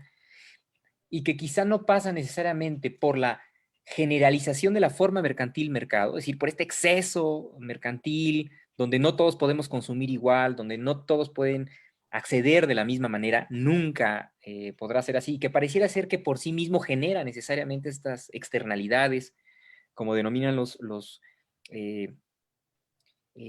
capitalistas, y quizá, perdón, los economistas, y quizá entonces considerar otra vez el papel del Estado, como también de las autonomías, como contrapesos del intento monopolizador de la lógica mercantil capitalista, y quizá mucho más técnicamente, que esto la vez pasada también lo citaba, se ha dedicado mucho, yo conozco por razones, digo, yo trabajo en Ciudad de México, pero vivo en Puebla, entonces me he enterado que la Universidad Iberoamericana Ciudad de Puebla, por algunos amigos y amigas, se ha dedicado mucho al tema de la economía social, ¿no? Como esta forma de distribución, producción y distribución que pasa por la forma cooperativa o que pasa por proyectos económicos mucho más colectivos, ¿no? Y muchísimos otros movimientos han incluso reivindicado estas otras formas de pensar la economía, más bien reorientadas hacia la necesidad que no necesariamente hacia la acumulación de riquezas. Muchas gracias, Dante. Pues mira, tenemos aquí otras dos y si quieren, quienes nos acompañan aquí por el Zoom pueden ir levantando su manita virtual. Pregunta Jesús Tinoco, ¿cuál sería la normalidad a la que debemos aspirar? ¿No sería utópica? O sea, ¿no es una utopía también una normalidad? Y también Sara Bueno pregunta, considero que es necesario que remarques, dice, te pide Dante, la diferencia entre represión y orden, porque aún en el orden puede surgir la diversidad e incluso considero que la diversidad requiere del orden. ¿Podrías profundizar en ello, Dante? Sí, de la primera pregunta, y lo que pasa es que uno tiene como la maña o la deformación filosófica, ¿no? De repensar a veces cosas que uno se mete más en problemas que en un proceso de aclaración. Entonces estaba pensando yo en la palabra utopía, ¿no? O sea, ¿qué se está entendiendo necesariamente como utopía? Que desde determinados marcos interpretativos, la utopía no necesariamente es algo peyorativo. Por ejemplo, en la teología de la liberación, la utopía pues, es como el arco iris, sirve para caminar. Y sí, son postulados que quizá el término postulado me gusta porque es empíricamente imposible, pero sirve para acercarse, como las líneas asíntotas, ¿no? Las matemáticas, sirve para acercarse. Entonces, desde ese punto de vista, la utopía no tendría por qué ser vista necesariamente en términos peyorativos. Ahora, ¿cuál es la normalidad en la que estaríamos pensando? Pues quizá una otra normalidad ya no tan sujeta a los imperativos del mercado, sino mucho más cercana a procesos de autonomías, de revueltas, que no cualquier tipo de revuelta, desde luego una revuelta en clave emancipatoria, mucho más cercana a proyectos de fortalecimiento del espacio público, mucho más cercanas, y con esto ahora intento responder a la otra, a procesos de institucionalización, en dado caso republicana, ¿no? Y entonces este es un debate que a mí me interesa mucho, el tema del republicanismo no anglosajón, sino sobre todo francés, es un tema que me interesa mucho, porque parte de una lectura particularmente interesante a propósito de la relación entre orden y conflicto. Entonces, lo que querrán decir es que desde el punto de vista, por ejemplo, de Hobbes, o desde el punto de vista de la teología política, como la he intentado explicar aquí a partir de Schmitt, es mucho más importante el orden que el conflicto. Desde el punto de vista maquiavélico en el sentido republicano, no en esta leyenda negra de Maquiavelo, que es algo que a mí me interesa mucho, el orden es una especie de conflicto, es decir, no es que estén necesariamente peleados ni que sean incompatibles, pero sí es importante recalcar que el conflicto por lo público, ojo, no estoy diciendo el conflicto por los intereses privados, que esto sería el narcotráfico, sino el conflicto o el desacuerdo por lo público es mucho más importante que el orden. Esto no implica que no haya un orden. ¿Cuál es el orden que permite escenificar la conflictividad? La república. La república, no necesariamente en la versión gringa, que tiene sus ambivalencias peligrosas, en el caso de Trump, sino la república como este intento de institucionalizar o escenificar la propia conflictividad en la división de múltiples poderes. El ejemplo de Maquiavelo en los discursos de la primera década de Tito Livio era muy interesante, porque esta institucionalización de la conflictividad popular pasaba por los tribunos de la plebe, es decir, pasaba por una institucionalización que también permitía insertar los intereses plebeyos, que decía Maquiavelo, ¿quiénes son los plebeyos? Aquellos que no desean ser dominados, y en tanto cuanto desean no ser dominados, tienen un deseo de libertad, y por eso su deseo es productivo de nuevas instituciones, que lo que hacen es garantizar la libertad, no la dominación, que es la de los otros. Es decir, los grandes desean más bien dominar. Digo, no por casualidad, es un libro muy querido por Marx, como La historia de Florencia. Entonces, bueno, o sea, es muy interesante esta pregunta, porque sí, por momentos da la impresión que uno está en contra de cualquier orden, y no es así, pero habría que pensar la relación más bien del orden con el conflicto. Yo creo que aquí está la clave de la respuesta. No anteponer orden o conflicto, sino orden y conflicto y cómo se trenzan o se relacionan en determinadas circunstancias históricas. Y aquí relacionado con esto, Dante, Ignacio Moreno, no, sí, Ignacio Moreno pregunta, si la aplicación de políticas neoliberales provoca un aumento de desigualdades sociales y la pobreza en el mundo, ¿cómo mantienes igualdad social junto con una economía estable sin alterar de alguna forma el orden, otra vez, social, que se ha presentado a lo largo de la sociedad humana? Sí, quizá... ahora, desde luego que los autores que yo he manejado entienden primordialmente la política como conflicto. Y creo que aquí tendría yo que explicarme, porque, claro, porque ellos verán entonces en esta especie como de apología del orden, de cualquier orden, más bien un asunto de teología política. Esto fue Schmitt, no por casualidad Schmitt terminó siendo abogado de los nazis, porque a Schmitt le gustaba el orden, cualquier orden, ¿no? Y entonces, y lo otro implicaría una apología del conflicto, no de cualquier conflicto, ¿no? Sino el conflicto por lo público. Entonces creo que hay dos premisas aquí enfrentadas, y si me permiten intentaré ahora explicitarlas en términos filosóficos.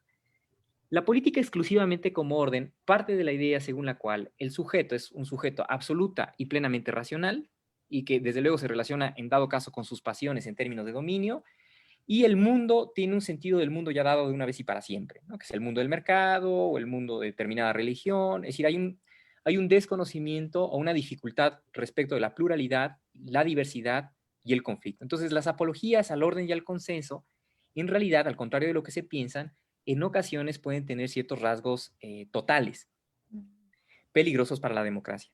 La democracia implicaría entonces una disposición afectiva a vivir en la pluralidad y en vivir en cierto conflicto. Esto entonces partiría de la idea según la cual el sujeto no es una racionalidad plena, sino somos sujetos complejos, atravesados también por pasiones que también son movilizadores de la acción pública, las pasiones, por ejemplo, la confianza en el republicanismo, la indignación en las revueltas populares. Es decir, las pasiones son importantes para la política y no son objetos de represión. Y vamos a decirlo así, en términos del presupuesto fundamental ontológico, el sentido del mundo no está dado de una vez y para siempre. ¿Qué quiero decir con esto? Que lo que siempre habrá es desacuerdo, conflicto. Por ejemplo, este es el ejemplo que me gusta, en las maneras en cómo se relacionan determinadas comunidades indígenas con el asunto de la tierra, para las cuales la tierra es un objeto no comercializable, sino es la madre tierra, la Pachamama, y aquellas formas mucho más metropolitanas que concebimos, por ejemplo, ¿no? Porque yo no niego la cruz de mi parroquia, es decir, no soy indígena, pero que concebimos o que podemos sin problemas concebir la tierra como un objeto de mercantilización. Bueno, allí hay un conflicto que difícilmente se puede solucionar, pero repito, que no es un conflicto por las partes, sino es un conflicto por lo público, por diferentes caras de lo común. Bueno, en este sentido, entonces, quería aclarar esto, es decir, por lo que puede suscitar hablar del conflicto. ¿Y a qué me refiero con conflictos? El conflicto es sano desde el punto de vista de Maquiavelo. O sea, lo que volvió a la República Romana sana es el conflicto entre humores, entre aquellos que desean dominar y aquellos que no desean ser dominados.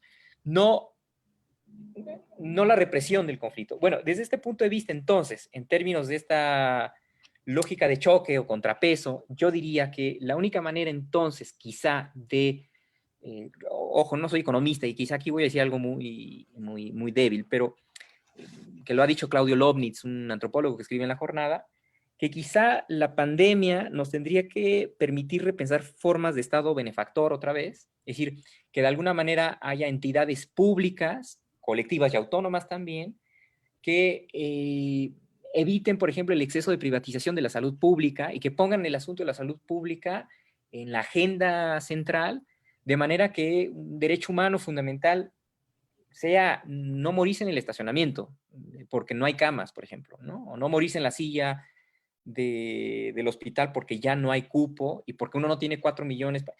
Este tipo de cosas, es decir, una lógica más bien de conflicto, a esto me refiero, ¿no? De contrapeso, pues, ¿no? Esto es lo que yo diría. Muy bien. Mira, hay un comentario aquí o una pregunta de Sara Hernández, pero voy a tomar el privilegio que me da estar moderando este encuentro hoy y voy a introducir mi comentario también que quería hacerte porque está ligado al de Sara justamente. Yo estaba pensando en esta idea del fin de la historia como el momento celebratorio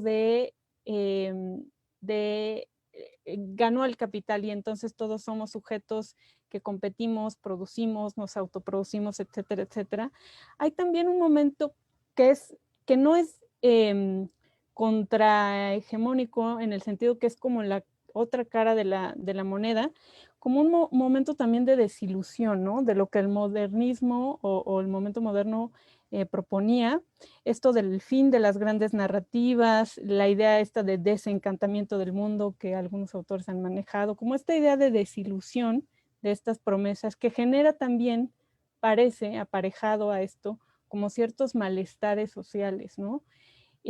Parece que son muy de nuestro tiempo situaciones de desolación, ansiedad, depresión, como todas estas cosas, porque parece que no podemos alcanzar ese ideal, ¿no? Me parece que ahora el celebérrimo autor coreano, que nunca puedo pronunciar bien su nombre, Byung-Chul Han, me parece, habla de esto, ¿no? De la sociedad del cansancio. Y bueno, hay también como esta otra cara de la moneda, ¿no? Donde parece que el sujeto no puede normalizarse, como constituirse, y entonces vienen estos malestares. Y eso se relaciona con la pregunta de Sara, que habla de los gurús de motivación de vida, ¿no? También como parte de estos sistemas de subjetividad. Y te pregunta, ¿qué opinas de estos gurús? ¿Qué opinas de los gurús que hablan de vivir y disfrutar el presente al máximo, en el que a veces se excluye la posibilidad de construir un futuro como centrado en el individuo?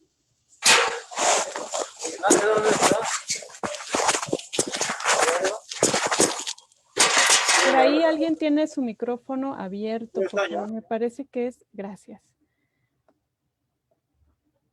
Adelante, Dante. Gracias.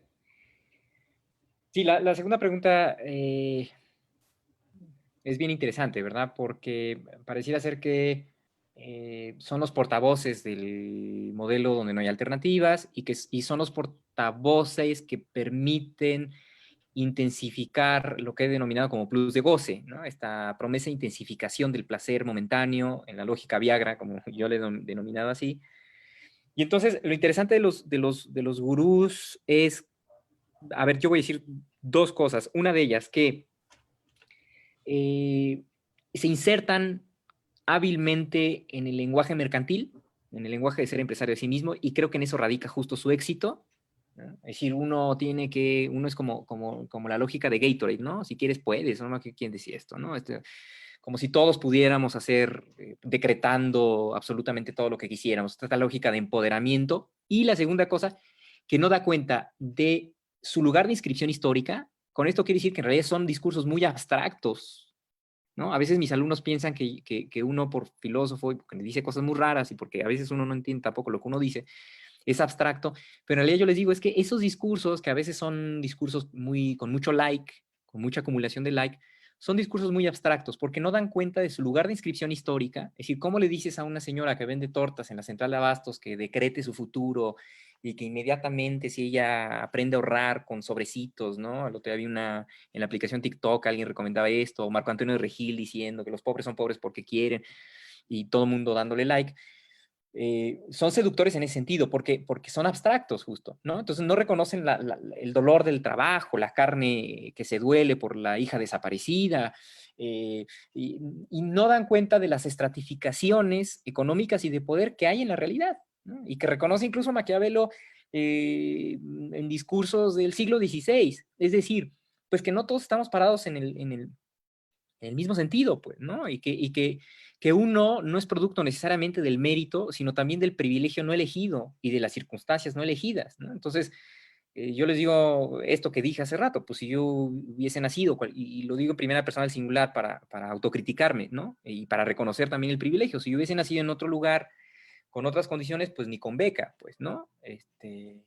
Entonces no es un asunto de mérito, el mérito es una lógica neoliberal, pero repito, estos gurús se aprovechan muy bien, se enganchan muy bien al vocabulario. O sea, ustedes pongan a su discurso significantes como éxito, de moda, como decretar, y les aseguro el éxito de su, justo, ¿no? Les aseguro el éxito de su plática o de su comentario en Facebook o Twitter. Bueno, y lo otro que has dicho es súper interesante, ¿no? En efecto, hay una desilusión, yo diría, con cierta modernidad hegemónica, que es una modernidad optimista, que prometía acumulación y dominio de la naturaleza, y que esto pues se revierte, por ejemplo, en la Segunda Guerra Mundial. Pero habría que decir que es una desilusión respecto de una modernidad.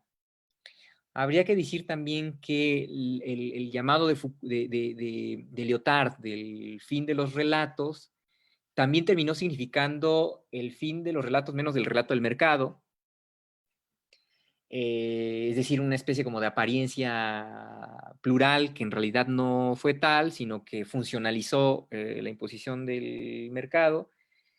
Y también es muy cierto esto, y con esto yo empecé, que vivimos en una época de mucha desilusión y de muchas pasiones tristes.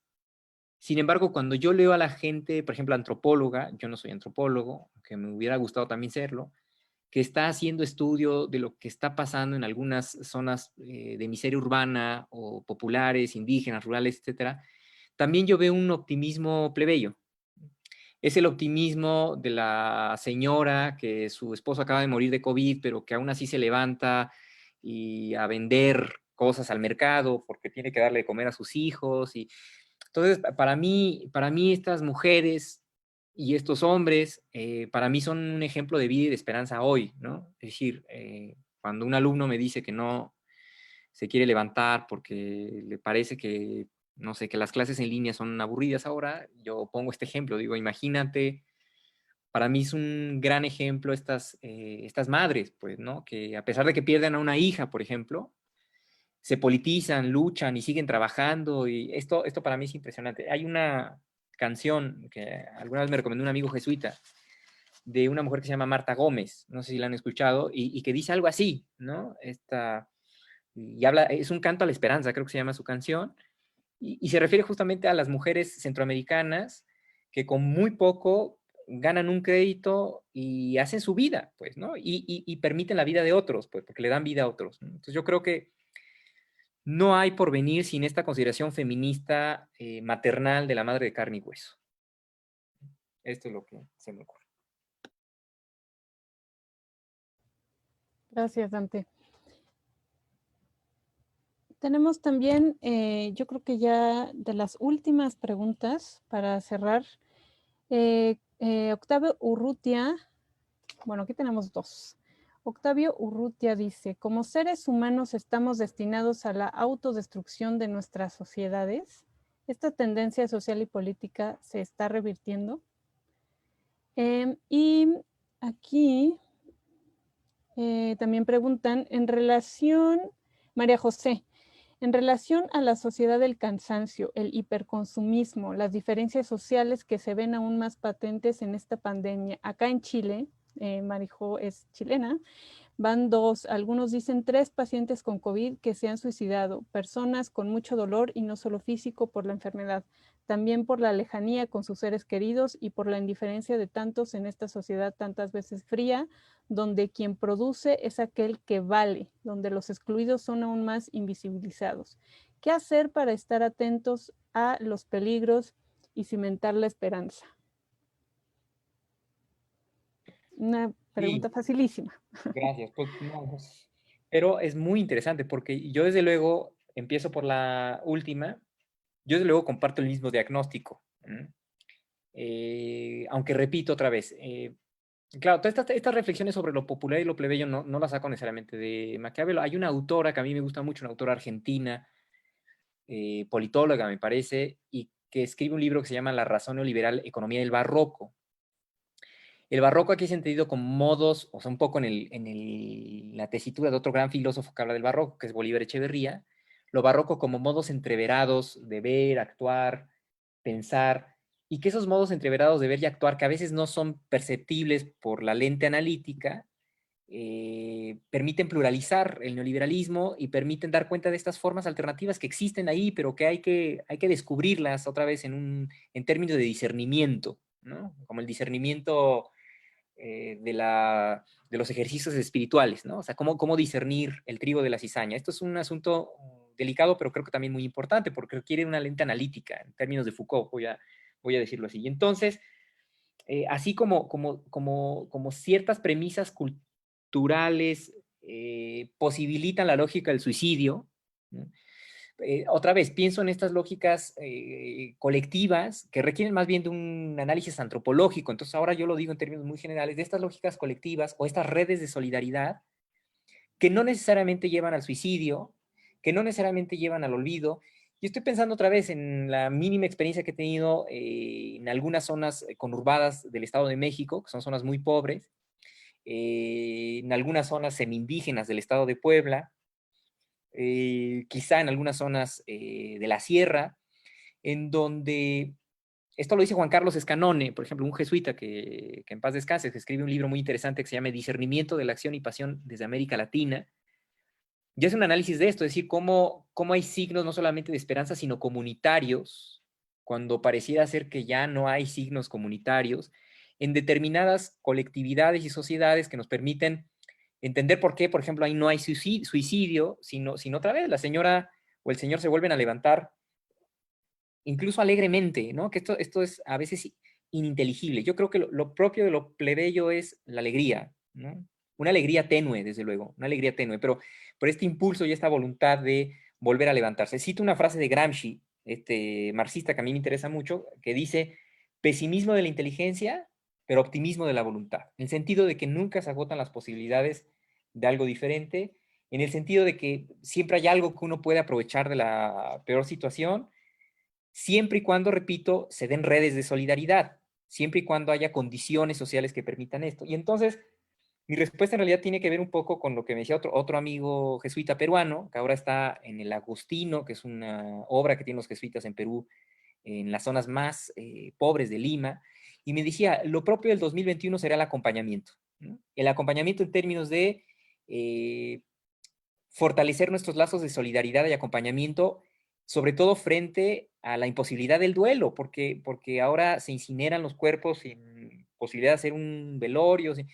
Entonces creo que el gran tema tendrá que pasar por la fraternidad, por la solidaridad, por los lazos comunitarios, que de alguna manera permitan también hacer frente a esta lógica individualizadora, atomizadora, etc. Y Octavio dice una cosa muy interesante, pero yo tendría que decir que está haciendo un juicio antropológico, ¿no? Es decir, está partiendo de la premisa que necesariamente hay una sociable insociabilidad humana, es decir, que necesariamente el sujeto tiene única y exclusivamente pulsión de muerte. Bueno, yo voy a decir, desde luego que hay algo de eso, pero también hay algo de lo contrario. Es decir, también hay en el ser humano, y esto dependerá de sus circunstancias, posibilidades inauditas de amor, de entrega, de solidaridad. Y entonces, si yo me desplazo hacia otra premisa según la cual el ser humano también es algo más que potencia de destrucción, quizá entonces, otra vez, puedo pensar en términos de esperanza. Esto es un asunto otra vez que me interesa por Maquiavelo y compañía, porque a partir de la premisa antropológica que nosotros tengamos, se deriva un modelo político. Es decir, si el hombre necesariamente es malo por naturaleza, un poco una consideración que Hobbes hacía en Diálogo con Plauto. Entonces, la única posibilidad que tenemos para vivir juntos, porque somos absolutamente asesinos el uno del otro, es entonces con una autoridad o un policía que nos dé de latigazos, que no lo dice así, pero es el Leviatán, y que incluso el Leviatán conserve el estado de naturaleza, es decir, conserve la posibilidad de castigarme y de matarme, porque es la única manera en la que yo me puedo relacionar con nosotros. Entonces yo le digo a mis alumnos, si ustedes le creen a Hobbes, habría que pensar que su mamá y su papá, y sus hermanos, y sus novias y novios, o lo que sea, si no hubiese Leviatán, entonces nos asesinaríamos todos, ¿no? Entonces qué bueno que estemos ahora con la pantalla. La otra premisa implicaría que el ser humano no necesariamente está determinado por una pulsión de muerte, sino también por una capacidad de amor y de creación. Y esto dependerá de las circunstancias. Muy bien, y tenemos aquí ya la última, ahora sí, la última pregunta de Ricardo Joel. ¿Cuál es el camino que debe de tomar el neoliberalismo para que transfigure y deje de caer en populismo, desigualdad e ignorancia colectiva? Gracias. Bueno, siempre la tentación de estas preguntas, por ejemplo, ¿y qué sigue? ¿Y qué se debe hacer? Creo que haría mal yo en responderla, ¿no? Es decir, como si existiera una solución. Yo creo que las soluciones se construyen colectivamente, en la discusión colectiva. Esto no quita que yo pueda tener alguna ligera idea con temor a equivocarme. Uno siempre tiene el temor a equivocarse porque está más seguro de la duda que de la certeza, ¿no? Acerca de qué es lo deseable, pues, ¿no? Y lo deseable es otra vez encontrar formas colectivas de contención a las lógicas del capital. Es decir, si en el liberalismo he partido de la premisa según la cual implica monopolio, pues cómo pensar otra vez en lógicas conflictivas, de revuelta, de lío, u otros órdenes, para decirlo con esta otra pregunta, u otros órdenes que permitan contrapesar al monopolio. Repito, por eso me interesa tanto, perdonen que hable, pero pues ya ven que uno habla con lo único que tiene, pero, o sea, Maquiavelo por eso me interesa, porque Maquiavelo parte de la idea que detrás de toda configuración social siempre hay conflicto. Y hay un conflicto entre dos humores fundamentalmente. Esta es una lectura médica de la época según la cual el cuerpo sano era aquel que tenía múltiples humores, no aquel que permitía que un humor, es decir, el melancólico, por ejemplo, ganara a los demás, porque yo, por ejemplo, que soy melancólico, si yo dejo que el humor melancólico me gane, pues eso, me mete en una dinámica depresiva espantosa. Entonces, el cuerpo sano es aquel que se mantiene en tensión, conflicto. ¿Cuáles son estos dos humores sociales? El humor de aquellos que desean dominar y de aquellos que no desean ser dominados. Si yo retiro el humor de los que desean no ser dominados y que tienen prácticas o ejercicios de libertad, y entonces vamos a ver un monopolio de dominación, como en el neoliberalismo. Entonces, ¿cómo garantizar en el orden, vamos a decirlo, en el nuevo orden, a propósito de la otra pregunta, que haya una institucionalización también de aquellos que no desean ser dominados, capaces incluso de configurar a los otros? Entonces, yo diría, parecido una serie de preguntas. ¿Qué sería lo deseable? Un Estado mucho más preocupado por lo público, una colectividad mucho más preocupada por lo público y mucho más dispuesta a defender lo público. Es decir, ¿esto qué quiere decir? Formas de ciudadanía que no se agoten en la ciudadanía electoral de sujetos y obligaciones, sino una ciudadanía que se conciba como una tarea constante de autoemancipación. Esto lo dice un filósofo que se llama Etienne Balibar. Es decir, una ciudadanía que lucha y custodia lo público y lo común, y que además piensa que lo común y lo público es condición de posibilidad de mi vida particular. Yo el ejemplo que les pongo a mis alumnos es, claro, cuando no hay garantías públicas de seguridad, por ejemplo, ustedes no pueden ir al antro. Entonces, ¿cómo entender que es importante ponerse un cubrebocas?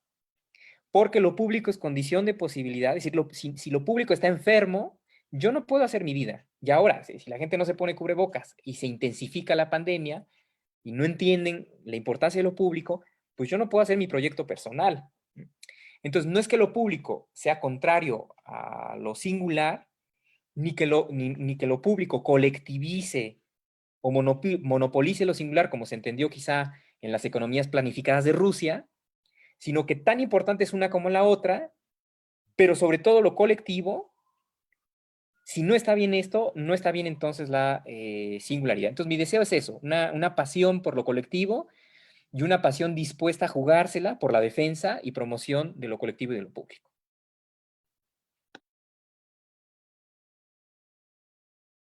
Excelente, Dante. Pues me parece un muy buen cierre el comentario que acabas de hacer.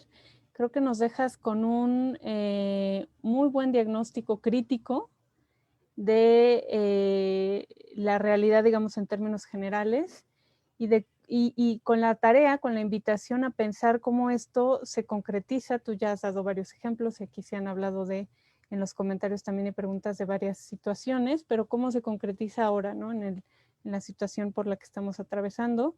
Y también con la chamba de preguntarnos cuáles son las alternativas, sabiendo que este contexto no es esencial, ni único, ni necesario, ¿no? Que es histórico, que es transformable y que hay maneras de hacerlo, ¿no? Y que justamente porque no es esencial como se pretende, podemos pensar en otras formas de actuar, de vivir, de sentir incluso, ¿no? De pensar, de desear, ¿no? Entonces, pues muchísimas gracias.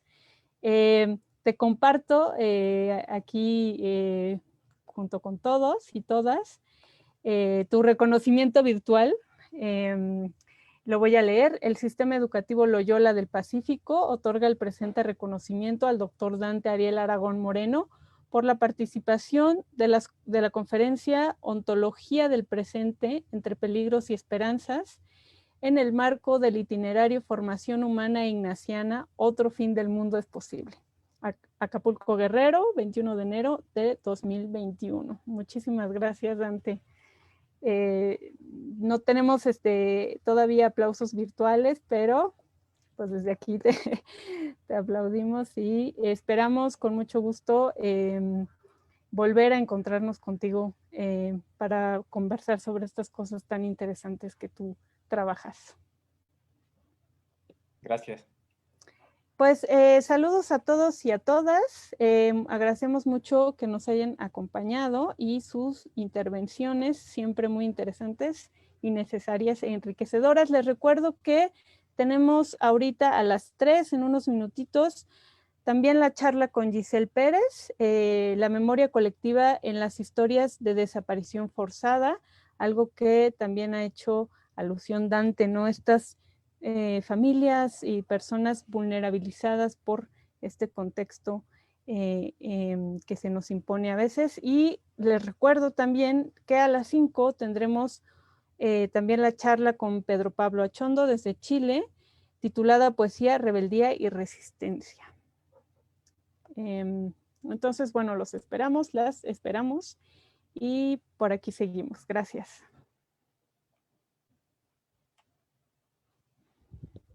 Muchas gracias. Muchas gracias, Dante. Buena tarde para todas y todos.